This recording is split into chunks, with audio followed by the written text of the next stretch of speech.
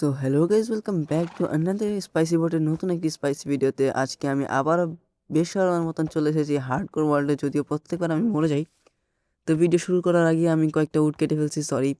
তো আজকের আমার এই ভিডিওতে প্রথম গোল হবে একটা ভিলেজ খোঁজা। তো চলো ভিলেজ খোঁজার আগে আমরা আমাদের বেসিক কাজগুলো করে ফেলি।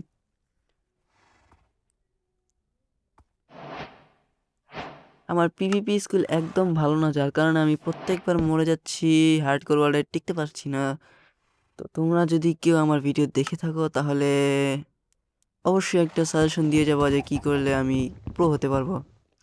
যদি আমি আগে প্রো ছিলাম, কিন্তু আমি খেলা ছেড়ে দিয়েছি, যার কারণে এখন আর আমি আগের মতো খেলতে পারি না, আগের মতো খেলার সাহসও পাই না। তার কারণ আছে আমার যে এখানে নেটওয়ার্কের সমস্যা, যার কারণে আমি প্রতিদিন ভিডিও আপলোড দিতে পারছি না, ভিডিও আসতে দেরি হচ্ছে। না হলে আমি প্রতিদিনই নতুন নতুন ভিডিও আপলোড দিতাম, আরও ইন্টারেস্টিং নতুন নতুন ভিডিও আসতো।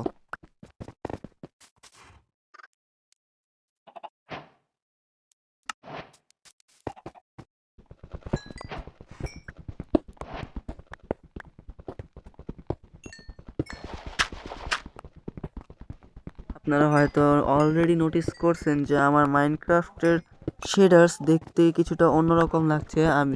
আমি আপনাদের বলতে চাই আমি মাইনক্রাফটে শেডার্স ইউজ করছি। এখন আমি কিভাবে শেডার্স ইনস্টল করছি, কিভাবে মাইনক্রাফটে সেটা ইম্পোর্ট করছি, সেটা যদি আপনারা জানতে চান তাহলে আমি সেটার জন্য একটা ফুল ভিডিও দিয়ে দিব। সেটা আপনারা কয়েকদিনের মধ্যেই পেয়ে যাবেন, কিংবা কালই পেয়ে যেতে পারেন, তার কোনো গ্যারান্টি নেই।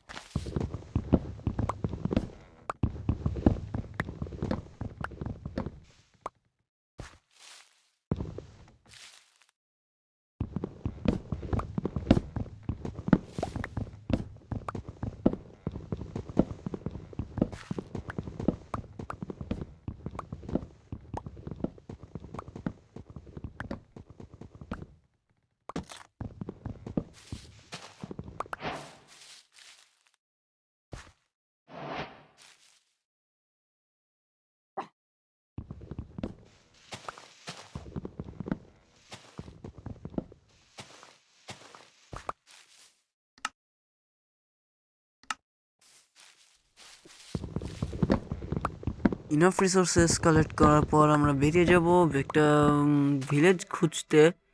যদি ভিলেজটা বেশি ভালো না হয়, ভিলেজে বেশি লুট না থাকে, তো যেইটুকু লুট আছে সেইটুকু করেই আমরা ভিলেজটাকে ছেড়ে দিব। আর আমরা ট্রাই করব এখানে অনেক প্রচুর পরিমাণ এমরাল্ড ট্রেড করার। আমাদের টার্গেট থাকবে প্রায় প্রায় 9টার মতন এমরাল্ড ব্লক অবটেইন করার।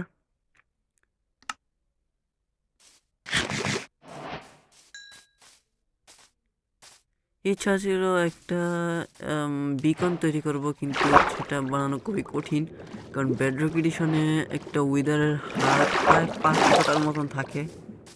সো একটা উইদারকে মারা তো খুবই কঠিন, আর এমনিতে আমার পিভিপি স্কিল একদম ভালো না।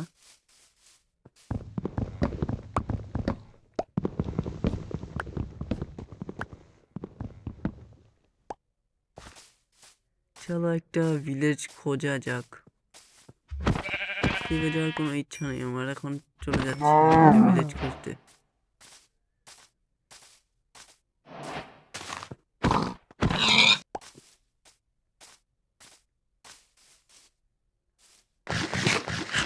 আমি যে শেডার্স লাগাইছি এবং টেক্সচার প্যাক লাগাইছি তার জন্য তোমরা হয়তো দেখতেই পাচ্ছ অনেক চেঞ্জেস চলে আসছে মাইনক্রাফট ওয়ার্ল্ডে, অনেক চেঞ্জেস চলে আসছে।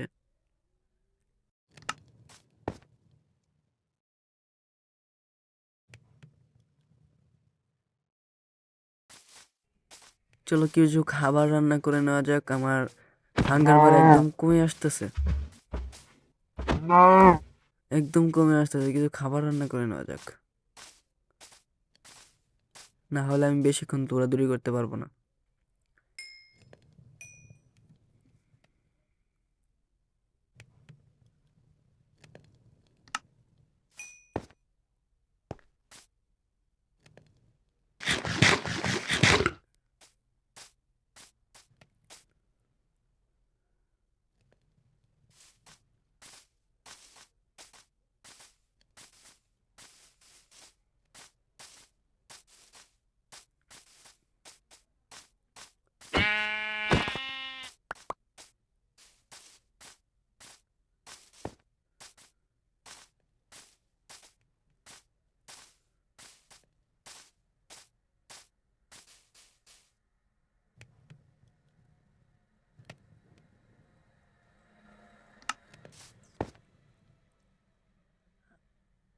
আমি কিছু শিপ মেরে নিচ্ছি, কারণ যদি ভিলেজ খুঁজে না পাই তাহলে অবশ্যই তো রাত কাটানোর জন্য বেড তো লাগবে।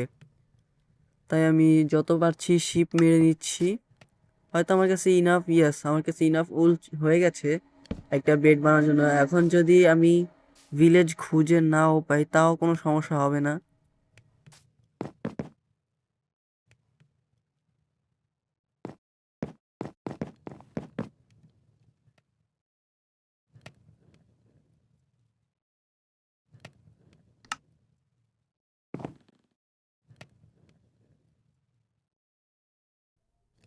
ওকে, তো ফার্স্ট ডে আমাদের কমপ্লিট হয়ে গেছে, তো সেকেন্ড ডে জার্নি আমাদের যত তাড়াতাড়ি সম্ভব একটা ভিলেজ খুঁজতে হবে এবং ভিলেজে বেস বানাতে হবে। তা আমার ইচ্ছা ছিল আমি একটা আন্ডার ওয়াটার এবং আন্ডারগ্রাউন্ড এবং একটা আকাশের ওপর একটা বেস তৈরি করব। তো দেখা যাক আমি এই হার্ডকোর ওয়ার্ল্ডে একটা বেস তৈরি করতে পারি কিনা।